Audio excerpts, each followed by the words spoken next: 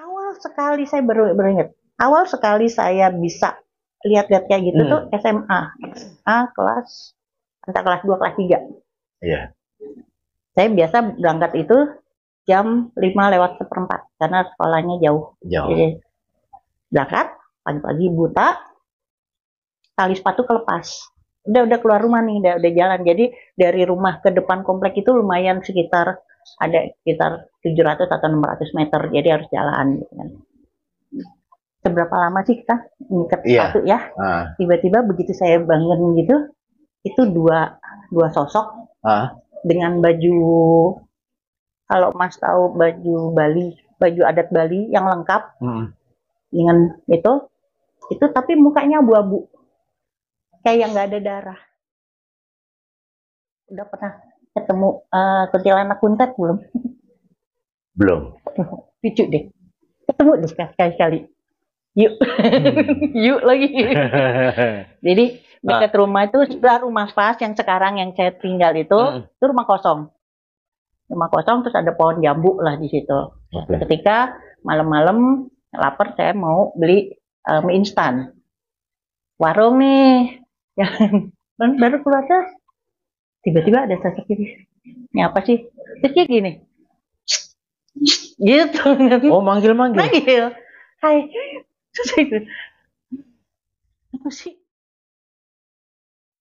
Assalamualaikum warahmatullahi wabarakatuh. Jumpa kembali di channel Magenta Malam Gentayangan. Terima kasih bagi Sobat Magenta yang sudah subscribe, like, share, and comment. Bang Genta doakan kalian sehat-sehat selalu, panjang umur, dan selalu dilancarkan rezekinya.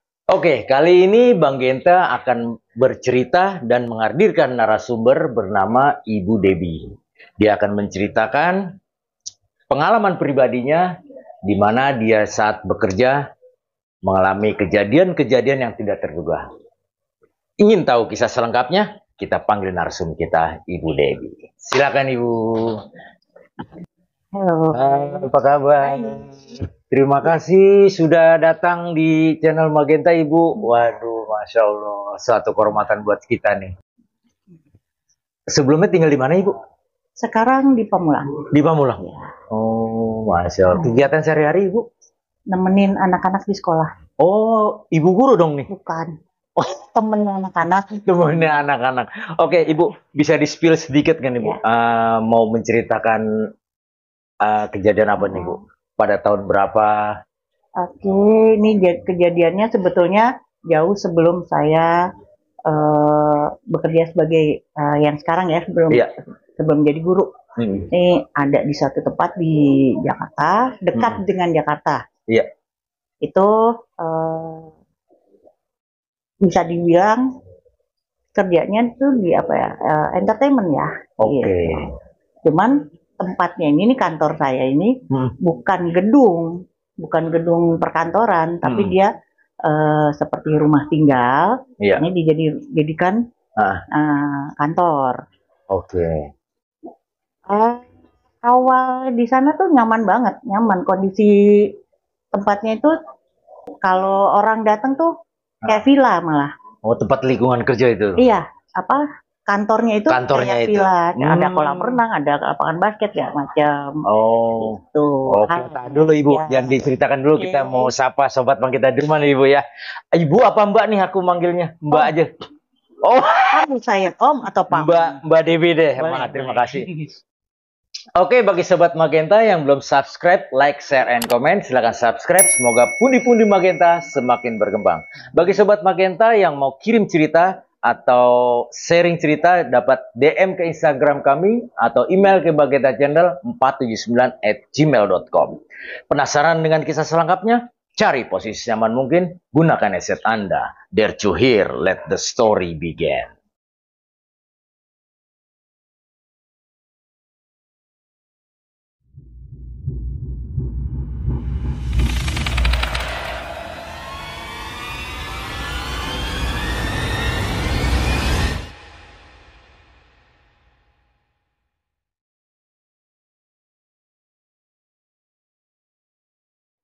Kejadiannya itu sekitar tahun 2003, 2000 ya, sekitar 2003 atau 2004 ya.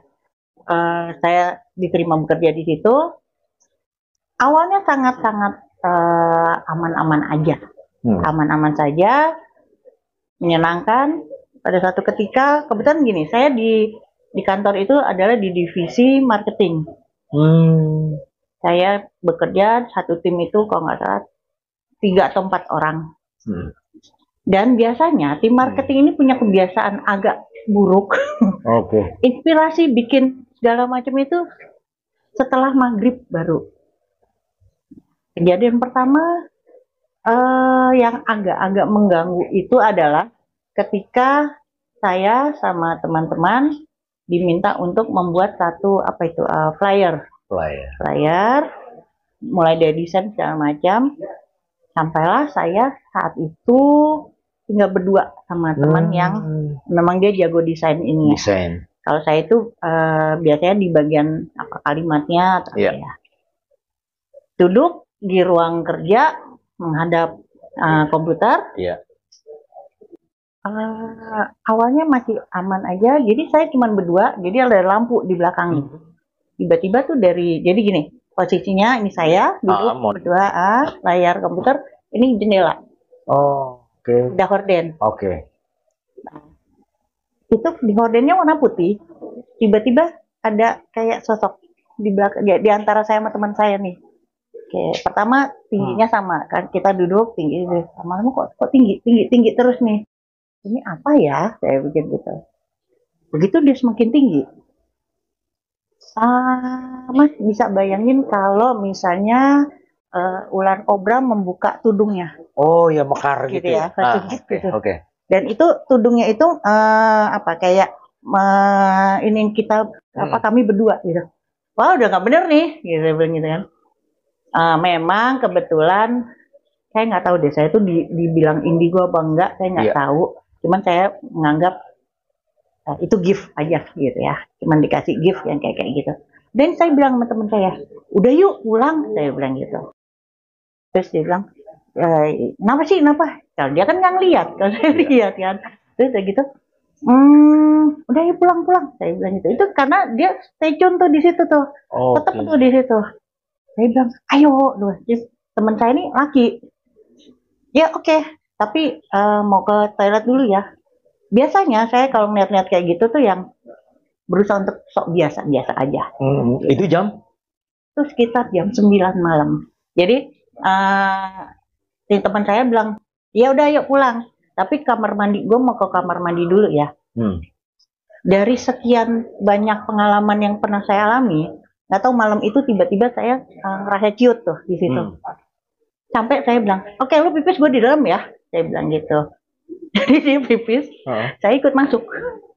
Ini berdua lah. Jadi, tapi gini, ini kloset, dia udah di kloset, saya ngebelakangin dia, tapi menghadap apa? Pintu kamar mandi. Itu jelas sekali bahwa makhluk ini itu ada jadi saya hanya dibatasi sama pintu. Saya dan makhluk itu hanya dibatasi pintu. Berupa apa tuh? Hitam. Tapi dia bertudung seperti ular. Tapi begitu saya pas buka lagi terus lihat, itu kepala nembus dari langit-langit itu dia tembus. Jadi itu ternyata kaki. Apa nih? Nah itu baru kali itu. Cuma terus saya berusaha gini. Kalau aku takut, dia semakin besar. Benar, dan dia semakin besar. Itu pengalaman pertama. Berapa bulan kemudian masih di kantor itu juga lagi-lagi lembur ditabrak sama perempuan baju merah. Siapa sih sek gitu. Jadi dia nembus ke saya, tapi saya kena sek digituin. Itu ini apa sih? Saya bilang gitu. Udah dong, jangan ganggu. Itu makin sering karena yang paling seru itu adalah ketika kantor kami mengadakan event Halloween. Ya, Halloween. Saya mikirkan Halloween setan luar negeri dong. Betul. Ya. Oke, fine. Tapi kan ada yang jadi susternya atau dia apa? Kita bikin event itu, terus ada games, nyebar nih semua yang udah pakai cosplay setan itu. kejadiannya adalah teman saya ngumpet di salah satu lemari di ruangan apa di kantor itu, yang lain nyebar. Nah, di lemari tiba-tiba pas dia nengok, dia ngomong gini, ya udah ada yang di sini. Oh. Ya udah deh, pindah deh. Susternya shot itu, maksudnya teman saya jadi susternya shot.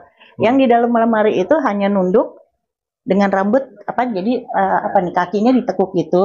Terus ya udah dia diem aja. Setelah selesai acara kan kita biasa apa evaluasi.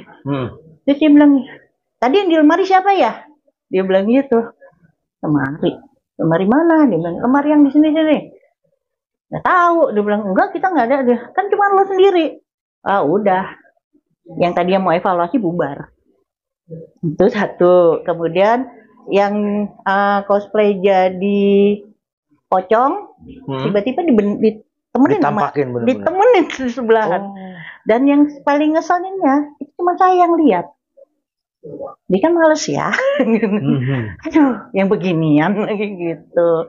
Cuman mau nggak mau ya harus dihadapin. Soalnya ya udah mau gimana lagi tuh.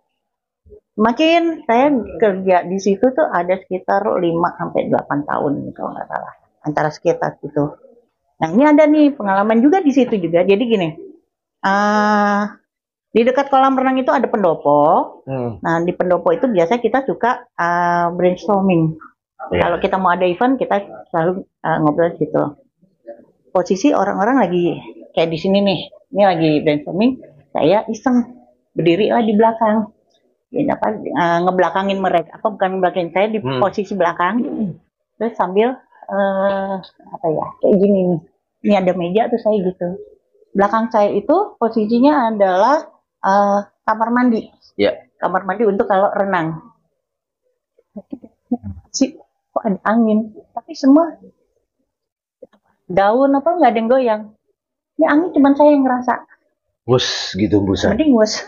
Jadi cuma ada maaf jadi di bagian belakang saya itu di bawah itu ini apa sih anyep gitu ya, anyep dingin terus kayak ditiup-tiup gitu. Pas saya lihat opa-opa Belanda. Banget itu. Tapi kembali lagi karena mungkin dari kecil ya sudah tanpa sadar sudah kayak gitu, jadi cuma saya bentak yang kayak gitu, ngapain sih gitu. Cuman ini opa Belanda suka jadinya tuh kan aku cerita nih opa Belanda tuh emang nggak ganjen kali ya, nggak genit kali ya gitu ya, kayak gitu kejadiannya. Terus apa ya pengalaman yang kayak gitu, yang paling serem itu ini boleh saya jelasin nggak apa-apa ya. Selain di tempat kerja tuh di rumah pernah. Itu saya pertama kali ngelihat hal-hal yang apa ya mistik apa gaib apa entah apa. Itu nenek saya sakit, perutnya membusung. Kebetulan nenek saya itu adalah agen tunggal Pertamina di Madiun. Nah, saya waktu itu sekitar masih kelas 1 SD kayaknya, kelas 1 SD. Keluarga sudah berkumpul karena nenek sudah nggak sekaratul maut sih, cuman udah parah lah kondisinya ya. Terus udah gitu panggil orang pintar ceritanya, yang suka minum air itu ya, orang pintar itu. Udah gitu disuruhlah pembantunya, Mbak tolong beli telur ayam kampung. Saya ikut ke warung. Karena saya dulu tinggal di Surabaya. Aku melu. Ya udah ikut. Ayo beli terus beli sekilo. Terus nggak tahu gimana. Singkat cerita adalah telur-telur itu ditaruh di bawah tempat tidur nenek saya. Dengan tujuan? Pengobatan katanya. Oke. Karena kan saya nggak terlalu lihat prosesinya, hanya yang saya lihat telurnya itu diusapkan ke leher karena ada pembengkakan tuh di leher sama di perut itu sangat membusung sekali.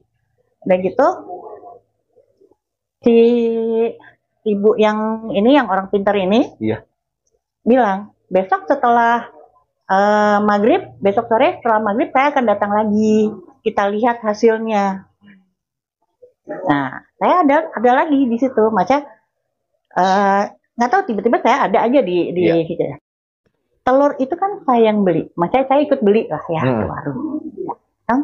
Pas dipecah itu ada yang saya ingat tiga telur, luar biasa baunya, bau busuk. Telur pertama dipecah, paku dan silet karatan. Tuh. Telur kedua dipecahkan itu seperti ijuk, hitam gitu, ijuk banyak gitu. Padahal kan telur ayam kampung bisa kita bayangkan ya, cuma gitu. Itu ijuk. Kemudian paku sama silet, terus yang kedua ijuk, ketiga itu kayak pecahan beling. Ya, itu. Dan yang menakjubkan lagi, perut nenek saya kempes. Setelah telur-telur itu dibuka, perut nenek saya kempes. Dengan media telur lain. Gitu. Nah, itu mana karena saya waktu masih kecil ya, belum ini, cuman semakin sini semakin itu ya, itu namanya santet ya gitu. Waktu melihat hal-hal yang seperti itu tuh sudah saya alami juga. Kebetulan ibu saya itu jaksa. Ibu saya jaksa, jadi waktu tugas di Surabaya itu yang namanya bola api, jedar di atas rumah itu sering gitu ya, kiriman. Nah, yang terdahsyat itu pengalaman ibu saya adalah ibu saya udah meninggal. Waktu ada salah satu tahanannya ini sedang perjalanan dari rutan mau sidang, ibu saya sudah tunggu nih di pengadilan. Selama perjalanan di mobil tahanan itu hanya ada tahanan yang ibu saya itu dengan 2 pengawal di paling belakang. Begitu sampai di pengadilan, tawanannya udah nggak ada. Jadi borgonya lepas. Kemana dia? Gitu kan. Ternyata salah satu si penjaga itu mendengar bersenandung Jawa, nembang. Gitu ya. Nembang Jawa gitu. Ternyata itu, wah, kan yang namanya jaksa kalau tahanan hilang, resikonya adalah dipecat, ya kan? Tiba-tiba, ibu saya stres segala macam nih, karena ini perkaranya lumayan serius dan besar. Gitu. Nggak tahu kenapa tiba-tiba ada orang dari Cirebon datang. Nggak tahu, kita nggak pernah tahu. Ke tempat ibu? Ke rumah. Ke rumah. Ngasih, kita nggak pernah kenal. Tiba-tiba ngasih kayak keris tapi kecil loh, segini.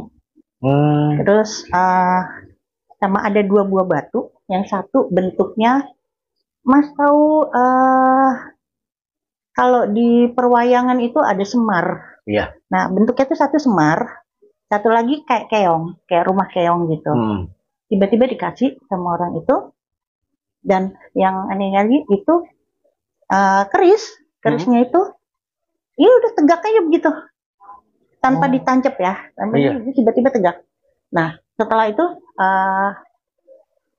setelah kejadian itu si bapak itu nggak tahu ngobrol apa sama ibu saya, cuman hanya gini, yakin aja, cuman ngomong gitu, yakin saja ini bisa selesai urusannya. Dan ketangkap tuh yang si tahanan itu, melarikan diri. Ya, melarikan diri.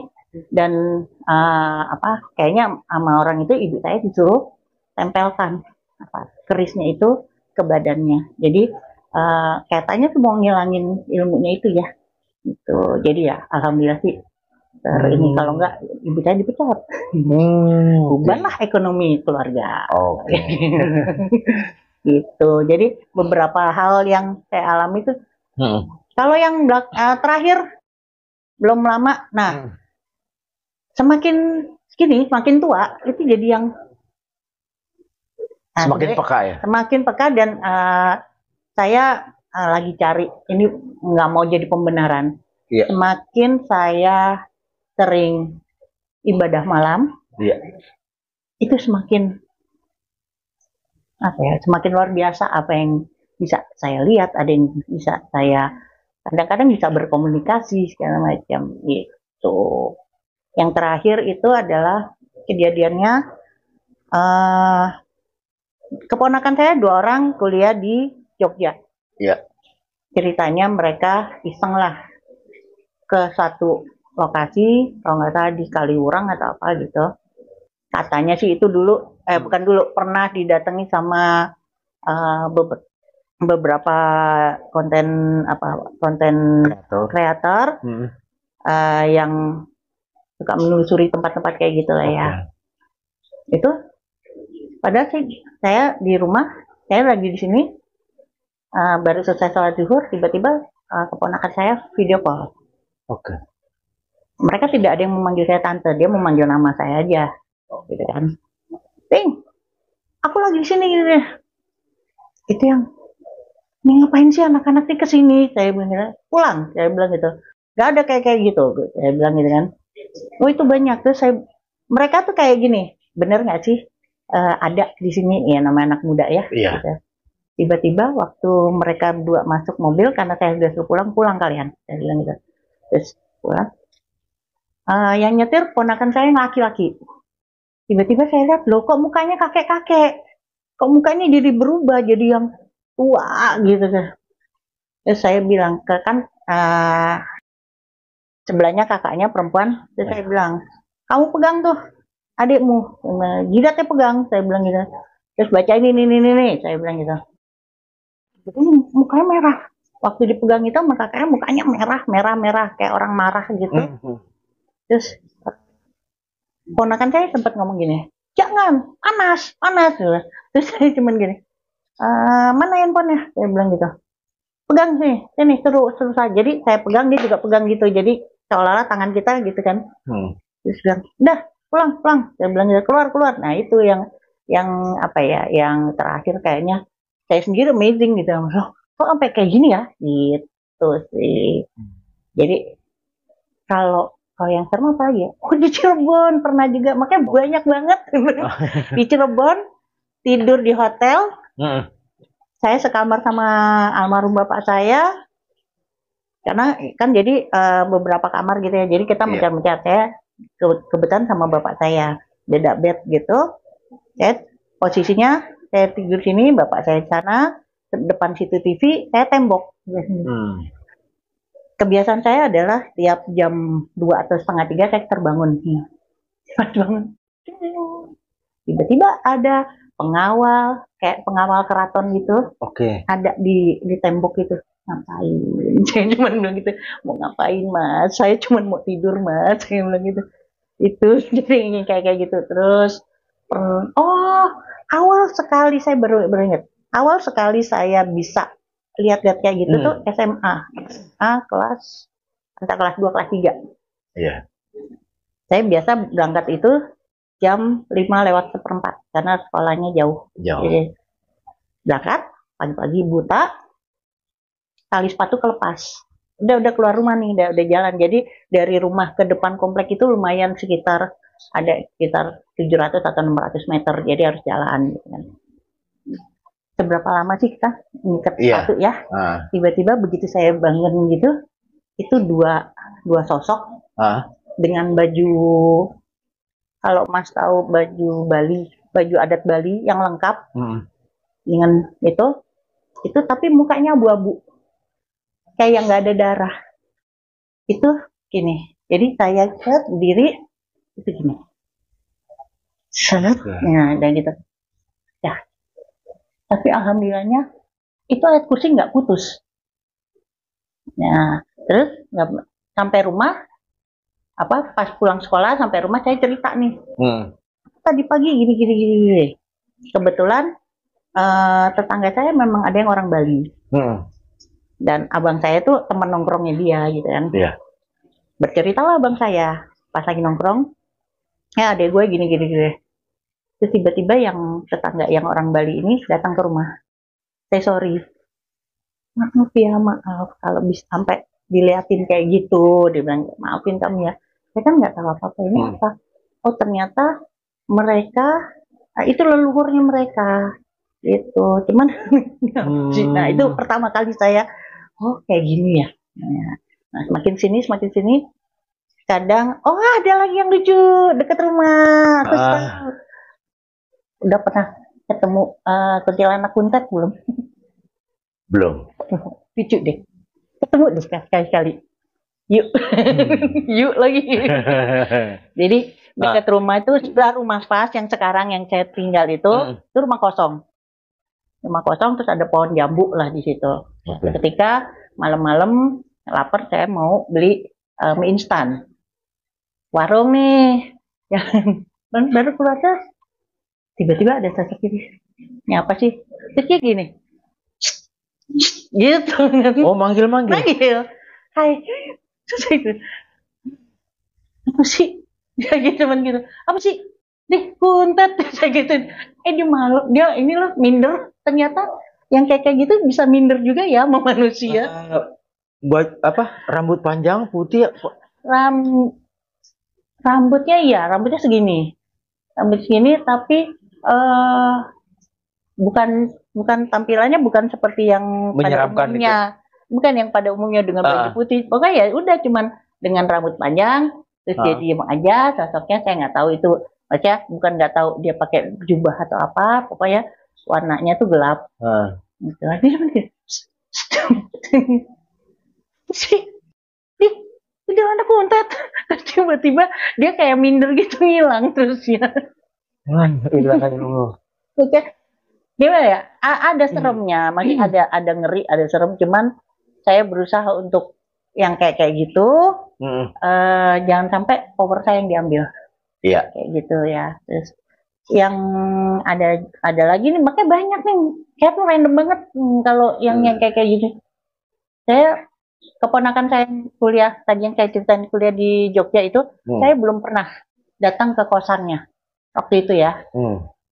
Tiba-tiba dia hanya telepon bilang gini, aku nggak bisa tidur, dia bilang gitu, karena dia sangat dekat sama saya, aku nggak bisa tidur.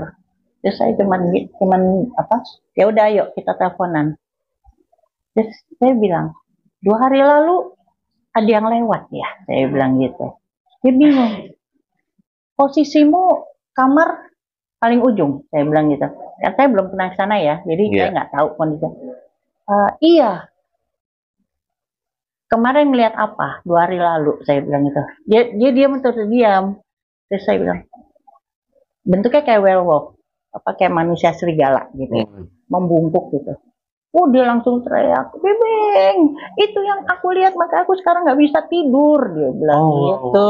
Makanya terus saya bilang, ya udah baca ini, saya bilang gitu. Makanya yang kayak gitu sebetulnya ganggu banget sih enggak, hanya apa ya semoga sih bisa buat ya nolong keluarga dekat aja sih gitu. Sebenarnya banyak, cuman aku kayaknya random banget ya. Kalau di sekitar sini ada.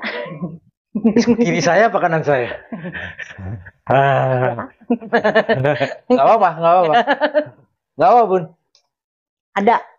Sebelah kiri saya? Bukan. Pokoknya ada. Dan dari depan sana sudah ada. Dari depan sana ada. Di situ ada. Tapi baik semua? Jangan dong. Ntar aku capek nih. Ada. Nah makanya kadang. Waduh.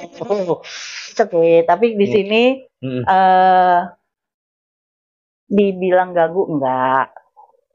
Hanya kadang agak terusik nih mereka. Oke, tapi aura-auranya. Tapi belum sampai ganggu sih. Yang bukan capek. Saya agak keberatan kali ya. Kalau misalnya sampai kayak gini Mas, saya ke rumah sakit atau saya ke rumah yang baru kedukaan, itu selalu ada yang ngasih pesan, tolong sampaikan ke yang si ini. Bayangkan Mas, di rumah sakit itu kan banyak sekali ya yang kayak gitu. Itu saya sampai sempat takut ke rumah sakit karena apa? Yang orang lain tidak lihat, saya melihat.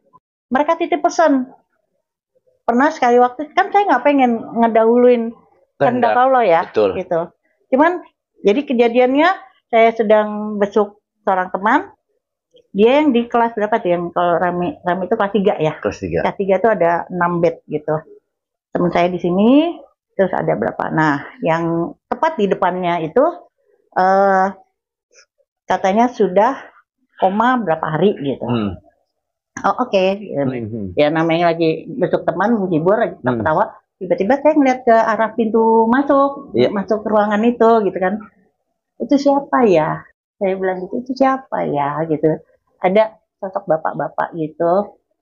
Tiba-tiba wah, saya cuma nanya, ada yang lihat bapak-bapak pakai sarung ini nggak? Saya bilang gitu. Di situ dia bilang gitu.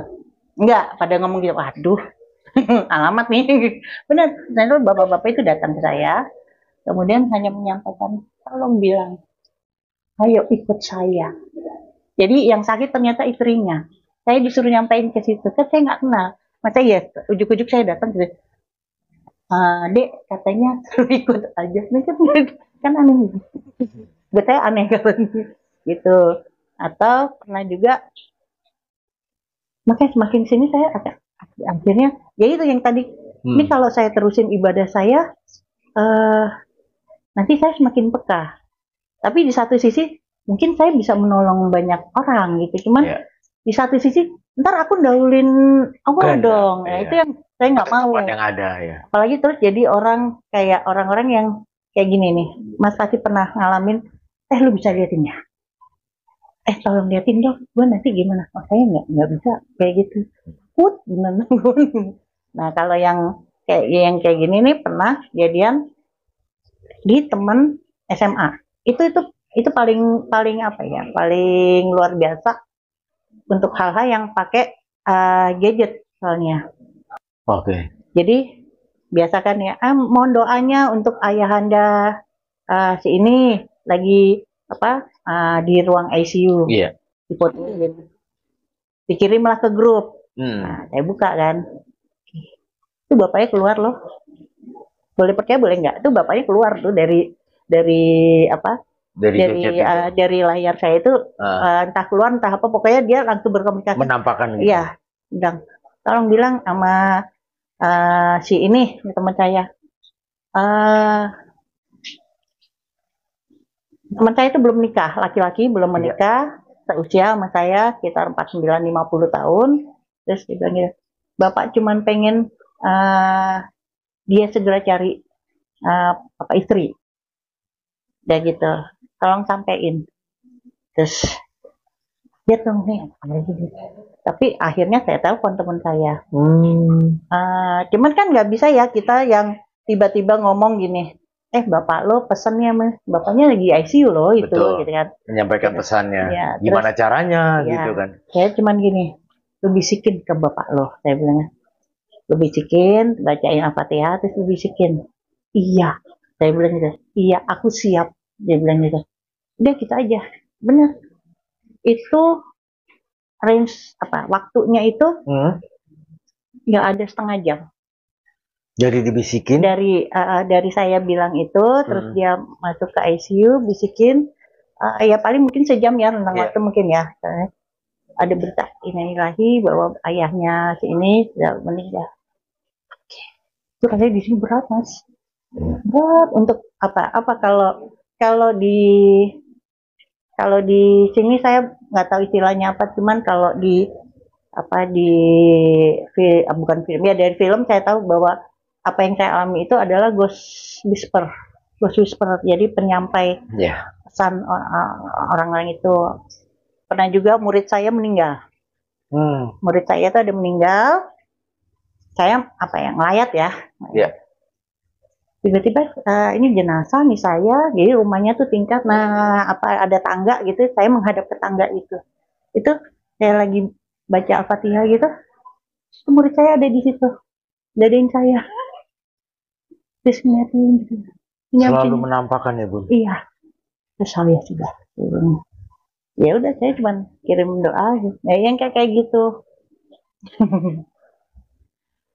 Ya sudahlah, nikmati saja. Oke, terima kasih nih Bunda udah menceritakan pengalaman pribadinya nih. Aduh, silakan diminum dulu Bun. Aduh, Bunda jadi Bunda, Mbak, Ibu guru. Aduh, udah campur jadi Bang, satu. bang, bang.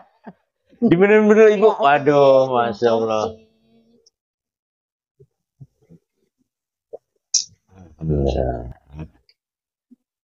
Aduh, bingung ini. Mungkin nggak ada yang apa ya, nggak ada yang mencekam banget kali ya. Enggak, ini Hal-hal gitu nggak perlu suatu dipikir-pikirkan. pengalaman dari Bang Genta sendiri Iya. yang ingin saya tanyakan. Maksudnya dengan kejadian Mbak bisa melihat itu suatu anugerah atau Iya. Akhirnya harus berdamai dengan diri sendiri bahwa it's a gift, ya, ada anugerah, ini ada, ya udah. Akhirnya saya ya sudah terima aja. Oke. Gitu. Nah, pada saat pertama kali kan pasti bertemu gitu kan ya, si sosok ini entah kuntilanak, entah apa gitu kan. Tadi Mbak bilang pernah interaksi ya. Pada saat interaksi itu apa yang Iya, kembali lagi. Apa untuk apa istilahnya, sudah kamu masing-masing kita dunia berbeda, apakah seperti itu, apa kayak gimana? Pernah nggak? Pernah yang kayak ada yang kayak gitu, ada yang apa ya, yang bandel gitu ya.